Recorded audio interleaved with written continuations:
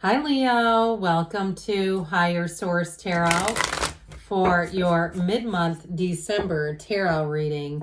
This is a reading for all Leo, Sun, Moon, Rising, and Venus. We are going to start off by pulling a Moonology Manifestation Oracle card, then we'll lay out the tarot here.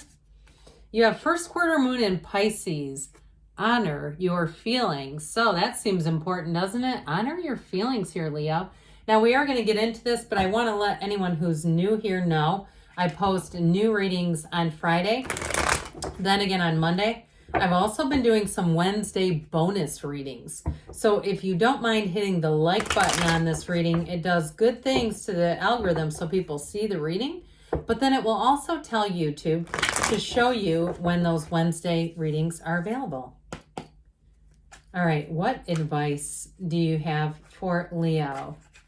Sun, Moon, Rising, and Venus. What does Leo need to know, please? Okay. We will lay out the tarot here now in a Celtic Cross, detailed Celtic Cross style. Current situation, Two of Wands. Card of the Visionary. Immediate influence, interesting, another two. Twos are about partnerships. You got the High Priestess. In the subconscious, the Six of Swords. In the distant past, the Page of Wands. In the more recent past, Lovers. You got the Ace of Cups coming right for you. You're represented by the Four of Wands. You're attracting strength, and your hopes and fears is the King of Cups. And the outcome is the Page of Swords, but I don't mind that at all. You got another two here. Now, the bottom of the deck, we have the Queen of Cups, the Two of Pentacles, and the Ten of Wands. I feel like they're saying here, you have a choice. You're standing at the precipice of change here. Now, we have here two cards that have this infinity symbol. There's only four in the deck. And so it's telling you have infinite opportunities showing up here. And I do feel like it's been after a bit of hard work, but I'm going to tell you what, I feel like you have smooth sailing as you go ahead, as you move forward. And if you've been waiting for a decision, you have an announcement coming. And it may be made to you privately first, if it's something to do with a job or a housing situation where you get information on the side. And there might be something about that I feel like creates a little bit of a Two of Pentacles thing, where it's like you know something privately, and you may find that you're not completely wanting to trust it, right? It's always easier to trust public announcements than the private ones. But I do feel like with the Queen of Cups and the High Priestess here, they're trying to tell you to follow your intuition. Let your intuition be your guide. The Queen of Cups is very intuitive energy. She's also, though, a card, and I want to tell you this with that Ten of Wands, that's about self-care. She does and does and does and does for everyone else, and doesn't always do for herself. So if you've been burning the candle at both ends with that Ten of Wands, if you've been giving people rides for some reason, I keep seeing somebody almost like a chauffeur or a taxi service driving, but it feels stressful. If that's you, if somebody's car broke down or they don't have a license or something and they're dependent on you, I do feel like that's going to get better. And I do feel like, too, it's causing you to balance and juggle a lot of things. But I want to tell you, help is on the way. You have a shift coming in here. So we have Gemini, we have Leo here. We have three major arcana showing up. I do like you and your own energy because it's also who or what you are attracting. Is that strength energy. I find this to be pretty nice when you look at this in terms of a partner. It could be another Leo, it could be Gemini, it could be any sign really, but I do feel like because you're attracting their energy, it's somebody who's going to get you. Somebody who's going to understand you on a deep, deep level. If you are not in a relationship, you got a marriage here, you've got soulmate, you've got a love that grows and evolves, and it's, like I said, a very deep level of understanding. It's an unspoken level of understanding. And so if you're already in it and you go, I already know I've got my King of Cups, male or female, doesn't matter. You've got it right here too. So you've got a beautiful situation unfolding here. But I will tell you too, with work, I feel like you are, if it's a change with work, especially with these two, it's going to be a job that I catapults you to the next level. It's going to be a job that understands you and understands your needs. They're not going to try to hoodwink you into doing things later that you didn't agree to. So I also get too with this, even if you're retired, and you're looking for a couple days a week side gig, it's not going to snowball into here's your 40-hour week job you never asked for. And when you say, look, I want to take some time off, I need to go visit some people, they're going to be fine with that, okay, if it's a job that you're asking about. And I know sometimes we don't always, when we read the tarot, we don't always get into all these situations, but it's just a very robust reading. So how about these two together? Okay, you have matter comes from the mind here, and you've got the card of the visionary. So meditate, quiet the mind, but look at everything. Don't be afraid to see the possibilities and the opportunities. And if you are looking to move, that Two of Wands is going to be great. The Two of Wands helps you lay the plan, but the Two of Wands is also taking action. That's going to expand your life. Wands are about renewal and directing ideas, insight, focus. They're about enterprise and growth. And so that fiery energy is, if you're starting something new, like even a business too, your creativity is not going to just sit there as a great idea. It's where you're going to say, it's time for me to act. And so I do feel like part of this is bringing your life into balance so you can do things for yourself. And that's not being selfish. I just keep getting this feeling of somebody who's done a lot for other people to the point where you haven't been able to do some things you wanted to. So the High Priestess, what that will do for you, because she's a card of solitude, I do see that changing. Those of you that have said, my God, you're right. That is me. I have been, running all over and living everyone else's life for them instead of my own. With the High Priestess energy, she gives you that sense of calm and tranquility. And she also is about staying true to yourself. Remember this from before, honor your feelings. It's an important combination because the High Priestess represents the Pope of Joan. She's a young woman who masqueraded as a priest. And so it's a reminder, just be yourself, be living your own life. And with this, though, she's also the keeper of secrets. So I do feel like you have some kind of information coming in on the down low that is going to be, you're going to be given information, the intel on something. And I feel like it's going to be up to you with that High Priestess energy to use your intuition and to determine what to do. She is very good at detecting a lie. She can smell a rat a mile away. And so with this, I feel like you're in that energy of being protected. So if something doesn't seem right to you, I'd be looking into that more. I wouldn't just take a leap of faith if you really don't have a good feeling about something. So the Six of Swords has you in your subconscious. I actually like this. Moving on to better times, that chaotic water, the Six of Swords is also a card of travel and moving. So if that's in your heart and in your mind, and you're saying, when is it going to happen? Is it going to happen? The answer is yes. Your subconscious is driving this forward. And so if you do need a break and you say, yeah, I need to be able to use some of that unlimited PTO, that seems to be a joke. They give it out because they know no one can ever take it. So it makes it seem generous when really it's almost like a passive aggressive thing. I do feel like with the Six of Swords, you're going to get your life into balance, but you're going to have opportunities to take some time off. If you want to move, this is saying your subconscious is full on board with you, saying, let's do this thing. Let's get this moving. And I also feel like too, you're going to attract the people you need. The people in your life that would help you the most are going to come in. And so this Page of Wands, I love the Page of Wands. He's truly an exhilarating force in your life.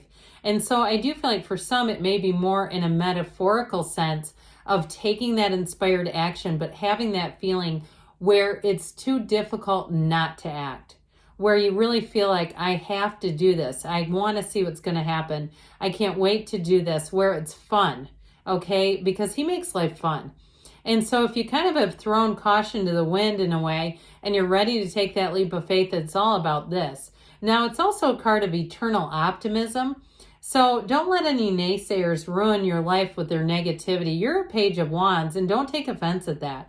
Because pages, when the cards were made, pages were an incredibly established and prominent position with the royals. It was not a negative position at all. It was considered a respected position, but I feel like in the tarot on YouTube, there's been some confusion over this and kind of marginalized what it really is. So I do feel like with this, you are going to be making huge leaps and gains. Now, if you met a Page of Wands who has turned into your love interest with the Lovers, It's the kind of relationship where this person's the consummate supporter. They are the person who uplifts. The Page of Wands is a complete uplifter. And so with the Lovers here, you have a love that is like no other. And it really is truly a friendship. It is based on love, no doubt about it. And it's also, too, though, a relationship that can change some of the choices in your life. So if you stop doing certain things, and I don't think it's people pleasing, if there were certain things that you say, I know this is probably not a real attractive thing I've got going on here, and you shored some things up, that's part of this. It's part of what we do, and it could have been them too. If you said, hey, I'm not going to date somebody that has that particular habit or trait or whatever, and they may have said, I'll stop. I'm not going to do that. But I will say with the Lovers, this Archangel Raphael also protects travelers. So with that Six of Swords in your subconscious, if you are looking to move or travel, you're being divinely guided. So if you say, yeah, I've had wanderlust, I just want to sell everything and travel as a living. I can't get it out of my mind. I see other people doing it and people think I'm crazy. I feel like it's all tied together. So especially if you've had an idea that seems a bit off the wall, because I get this feeling of trepidation, like, is this really too good to be true? Is this is this really what I should be doing? There's sort of like this ping pong match going on, it feels. But I will say with the Ace of Cups here coming towards you, you have an offer you cannot refuse with this one. It is an overflowing cup of love. And so even if it's a job or a housing situation, this is where you release all the resistance. Any of the doubt, you say, I can tell I can trust this. I can tell this is full, and I can tell that this is for me. I'm not trying to bend it. I heard Uri Geller, the guy that bends spoons. We're not trying to bend spoons, okay? We're saying this is obviously for me. Now, I mentioned in a love interest, you do have somebody who's going to be very direct and undeniably supportive. It's like they're not just doing that to be a people pleaser. Like I said, I feel like that really is who they are, that they like to support people. They don't like a lot of conflict either. And so I feel like they're not necessarily a yes person to avoid conflict, as much as if there's conflict, they'll disengage. If there's people that are, the kind of person that always loves to push buttons but just holds the button down, when they encounter somebody like that, they just give them very little time. I like them. I like their energy. I feel like they do that in a way that's got some class. They just don't. It's just not worth their time, and they're just smart enough to realize it. I like them. Anyway, so you're represented here by celebrate. You're represented by a wedding. Okay, so just to get clear about that. For somebody with the Lovers, the Ace of Cups, and this, it is a real love, and it is a wedding. So if you're asking, I'm telling you it's a yes. But you do have a true partnership here. And if there's something that you do need to work out, if you're in a relationship, the Lovers indicates that you are working out this mountain. Somebody asked what that represents. It represents overcoming. It can also represent fertility, though, too.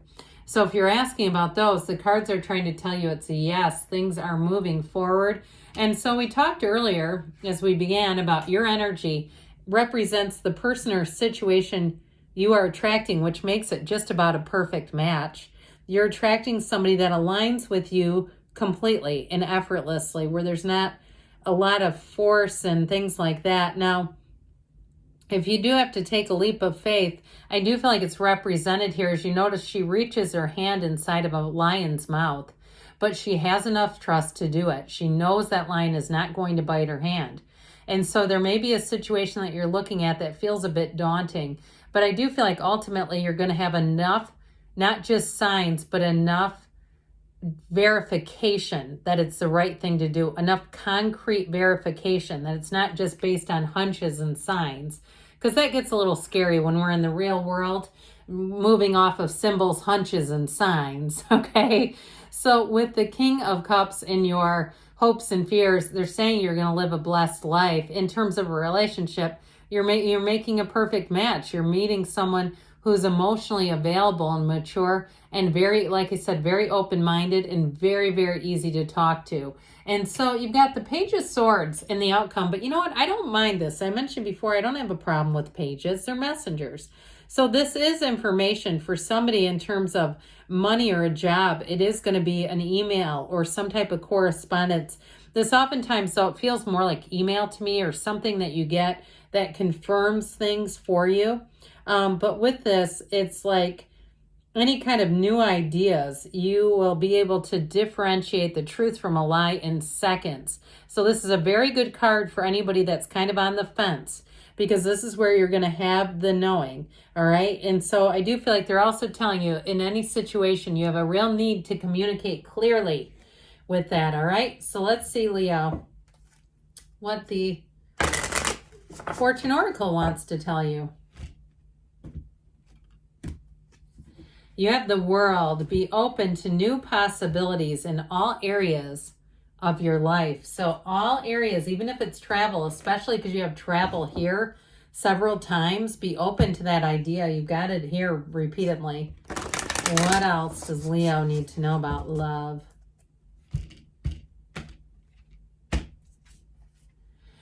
Get to know each other. Learn to meet another's need for love. Well, I feel like they're on board with you. It might not be that much of a difficult challenge to meet each other's needs. I feel like it's natural. So good things are on the way for you, Leo. I love you, and I'll be back again soon.